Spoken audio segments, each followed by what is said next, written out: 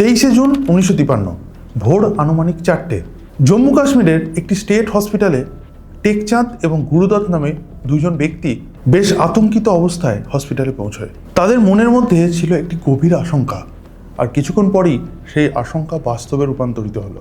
Doctor ঘোষণা করলেন পেশেন্টটি মৃত, আর সেই পেশেন্ট ছিলেন তৎকালীন ভারতবর্ষে একজন প্রভাবশালী ব্যক্তি, ডক্টর শ্যামাপ্রসাদ মুখোপাধ্যায়। কর্তব্যরত ডাক্তার তাদের জানান যে ডক্টর শ্যামাপ্রসাদ মুখোপাধ্যায় ভোর 3:40 নাগাদ শেষ নিঃশ্বাস ত্যাগ করেছেন। দেশের একজন অত্যন্ত প্রভাবশালী ও প্রথম সারির নেতা ভোরের নিস্তব্ধতায় চিরতরে ঘুমিয়ে যান। তবে এখানে বড় প্রশ্ন হলো, ডক্টর মুখার্জির মতো একজন হাই প্রোফাইল নেতা কাশ্মীরের একটি সাধারণ হাসপাতালে কীভাবেই বা পৌঁছলেন? তার শারীরিক অবস্থা যদি এতটাই আশঙ্কাজনক ছিল, তবে কেনই বা তাকে দিল্লির কোনো বড় হসপিটালে স্থানান্তরিত করা হলো না, যেভাবে সাধারণত ভিআইপিদের চিকিৎসা করা হয়? কেন তিনি নিজে মানুষদের থেকে দূরে এই শেষ মুহূর্তগুলি কাটালেন? এর পিছনে কি কোনো স্বাভাবিক ঘটনা ছিল, না ছিল কোনো গভীর ষড়যন্ত্র? ডক্টর শ্যামাপ্রসাদ মুখোপাধ্যায় 1901 খ্রিস্টাব্দে কলকাতার একটি সম্ভ্রান্ত ব্রাহ্মণ পরিবারে জন্মগ্রহণ করেন। তার পিতা ছিলেন একজন বিশিষ্ট ব্যক্তি, তৎকালীন কলকাতা হাইকোর্টের বিচারপতি এবং কলকাতা বিশ্ববিদ্যালয়ের উপাচার্য ডক্টর আশুতোষ মুখোপাধ্যায়। শ্যামাপ্রসাদ মুখার্জি ছোটবেলায় বেশ মেধাবী ছিলেন। কলকাতা বিশ্ববিদ্যালয় থেকে তিনি বাংলা বিষয়ে MA ডিগ্রি অর্জন করেন এবং পরবর্তী ক্ষেত্রে তিনি আইন নিয়ে পড়াশোনা করেন। তারপর তিনি 1926 খ্রিস্টাব্দে উচ্চ শিক্ষা লাভের জন্য বিদেশে যাত্রা করেন। ভারতে ফিরে তিনি রাজনীতিতে প্রবেশ করেন এবং 1929 সালে ইন্ডিয়ান ন্যাশনাল কংগ্রেসের প্রার্থী হিসেবে বেঙ্গল লেজিসলেটিভ কাউন্সিলে তার রাজনৈতিক যাত্রা শুরু হয়। পরবর্তীতে তিনি স্বতন্ত্র প্রার্থী হিসাবে নির্বাচিত হন এবং 1941-42 সালের দিকে অবিভক্ত বাংলার অর্থমন্ত্রী হিসাবে দায়িত্ব পালন করেন। পরবর্তীতে তিনি স্বতন্ত্র প্রার্থী হিসাবেও নির্বাচিত হন এবং 1941-42 সালের দিকে অবিভক্ত বাংলার অর্থমন্ত্রী হিসাবে দায়িত্ব পালন করেন। 1946 সালে তিনি ভারতের গণপরিষদের সদস্য হিসাবে নির্বাচিত হন। দেশভাগের সময় যখন স্পষ্ট হয়ে যায় যে পাকিস্তান তৈরি হতে চলেছে, তখন প্রথম দিকে পরিকল্পনায় পুরো বাংলাকে পাকিস্তানের অন্তর্ভুক্ত করার কথা চলছিল।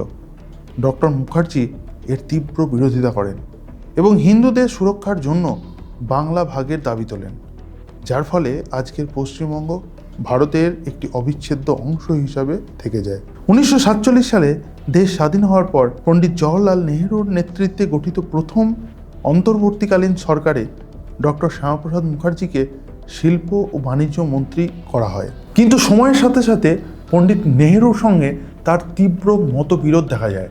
বিশেষ করে 1950 সালের পূর্ব পাকিস্তানের থেকে আগত হিন্দু শরণার্থীদের উপর হওয়া নির্যাতনের বিরুদ্ধে নেহরুর নরম মনোভাব এবং নেহরু লিয়াকত চুক্তি, যা ডক্টর মুখার্জি কখনোই মেনে নিতে পারেননি।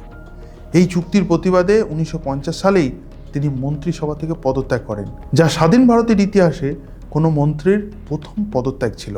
এরপর 1951 সালে তিনি ভারতীয় জনসংঘ গঠন করেন, যা পরবর্তী ক্ষেত্রে আজকের ভারতীয় জনতা পার্টি অর্থাৎ বিজেপির রাজনৈতিক পূর্বপুরুষ।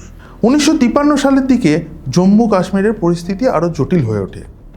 ধারা 370-এর অধীনে কাশ্মীরকে একটি বিশেষ মর্যাদা দেওয়া হয় এবং সেখানে স্পষ্টভাবে লেখা থাকে যে ভারতের কোনো নাগরিক যদি কাশ্মীরে পৌঁছতে চায় বা যেতে চায়, সেখানে তাকে বিশেষ পারমিট নিয়ে যেতে হবে। আর ডক্টর মুখার্জি এই বিশেষ অনুমতিরই সম্পূর্ণ বিরোধী ছিলেন। আর তারপরই তিনি গোটা দেশ জুড়ে একটি স্লোগানের ঝড় তুলেছিলেন, আর তার সেই বিখ্যাত স্লোগানটি ছিল, এক দেশ মে দো বিধান দো প্রধান আর দো নিশান নেই চলেগা। তিনি ঘোষণা করেন যে তিনি পারমিট ছাড়াই কাশ্মীরে প্রবেশ করবেন। 1953 সালের মে মাসে তিনি তার অনুগামীদের নিয়ে কাশ্মীরের উদ্দেশ্যে রওনা হন। 11 মে 1953 ডক্টর মুখার্জি কাশ্মীরে প্রবেশের পরই তৎকালীন কাশ্মীরের মুখ্যমন্ত্রী শেখ আবদুল্লাহ সরকার ডক্টর মুখার্জিকে কোনো ওয়ারেন্ট ছাড়াই গ্রেপ্তার করেন। গ্রেপ্তারের পর তাকে কোনো কেন্দ্রীয় জেলে না রেখে শ্রীনগর থেকে অনেক দূরে নিকাশবাগের কাছে একটি জরাজীর্ণ এবং সুযোগ সুবিধাহীন গেস্ট হাউসে তাকে নজরবন্দি করে রাখা হয়। ডক্টর মুখার্জি দীর্ঘদিন ধরে ফুসফুসের রোগ এবং হৃদরোগে আক্রান্ত ছিলেন। শীতকালীন আবহাওয়ায় একটি স্যাঁতসেঁতে ঘরের মধ্যে দীর্ঘদিন বন্দি থাকার ফলে তার ফুসফুসের সংক্রমণ আরও বাড়তে থাকে। তার জীবনীকারদের মতে জুনের শুরুতেই তার অবস্থা আরও খারাপ হয়ে ওঠে অভিযোগে রয়েছে যে চিকিৎসকের অবহেলা ছিল এবং তার শরীরে এমন কোনো ওষুধ প্রয়োগ করা হয়েছিল যেটির প্রতি তার সম্পূর্ণ অ্যালার্জি ছিল। তিনি জেল কর্তৃপক্ষের কাছে তার পরিবারের সাথে যোগাযোগ করারও অনুরোধ জানালেন, কিন্তু কোনো বার্তা জেল কর্তৃপক্ষের কাছ থেকে পাঠানো হয়নি। অবশেষে 22শে জুন গভীর রাতে তার শারীরিক অবস্থা অত্যন্ত আশঙ্কাজনক হয়ে পড়ে। তাকে হাসপাতাল বা নার্সিংহোমে স্থানান্তরিত করার সিদ্ধান্ত নেওয়া হয়। তবে কোনো সুসজ্জিত অ্যাম্বুলেন্সের বদলে একটি সাধারণ ট্যাক্সি করে তাকে প্রায় 10 মাইল দূরে একটি স্টেট হাসপাতালে গাইনোকোলজিক্যাল ওয়ার্ডে ভর্তি করা হয়। সেখানেই 23শে জুন ভোর রাতে তিনি মারা যান, যার সরকারি কারণ হিসাবে হৃদরোগই একমাত্র উল্লেখ করা হয়। মৃত্যুর পরবর্তী ক্ষেত্রে ডক্টর মুখার্জির এই রহস্যজনক মৃত্যুর কোনো স্বাভাবিক ময়না তদন্তটুকু পর্যন্ত হয়নি। এমনকি তৎকালীন ভারপ্রাপ্ত প্রধানমন্ত্রী মৌলানা আজাদ তার মরদেহ দিল্লিতে আনার অনুমতি পর্যন্ত দেননি। সরাসরি সেই মরদেহ কলকাতার বাড়িতে পাঠিয়ে দেওয়া হয়। ডক্টর মুখার্জির মা নেহেরুকে চিঠি লিখে এই মৃত্যুর উচ্চ পর্যায়ে তদন্তের দাবি করেছিলেন, কিন্তু নেহেরু এই মৃত্যুর পিছনে কোনো রকম ষড়যন্ত্র থাকার বিষয়টি উপেক্ষা করেন এবং তার মৃত্যুর তদন্তের দাবিটি সম্পূর্ণভাবে নাকচ করে দেন। পরবর্তী ক্ষেত্রে 2004 সালে সেই সময়কার প্রধানমন্ত্রী অটল বিহারী বাজপেয়ী অবশ্যই এই মৃত্যুর পুনরায় তদন্ত হবে বলে দাবি করেছিলেন এবং তিনি আরও বলেছিলেন যে এটি কোনো স্বাভাবিক মৃত্যু ছিল না, বরং নেহেরু সরকার এবং শেখ আবদুল্লাহ সরকারের একটি রাজনৈতিক ষড়যন্ত্রের অংশ ছিল। ডক্টর শ্যামাপ্রসাদ মুখার্জির মৃত্যুর প্রকৃত রহস্য হয়তো তার সাথেই শেষ হয়ে গেছে, কারণ এটি নিয়ে কখনো গভীর কোনো তদন্ত চালানো হয়নি।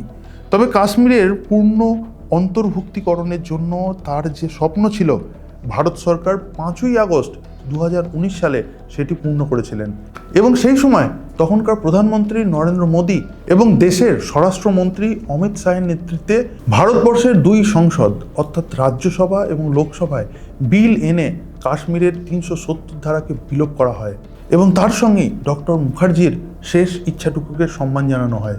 এখন গোটা ভারতবর্ষের যে কোনো নাগরিক কোনো বিশেষ অনুমতি ছাড়াই কাশ্মীরে স্বাধীনভাবে যাতায়াত করতে পারেন। প্রিয় দর্শকবৃন্দরা, আপনারা ডক্টর শ্যামাপ্রসাদ মুখোপাধ্যায়ের এই মৃত্যুর রহস্য সম্পর্কে কতটা জানেন অবশ্যই আমার কমেন্ট বক্সে জানাতে পারেন। ধন্যবাদ।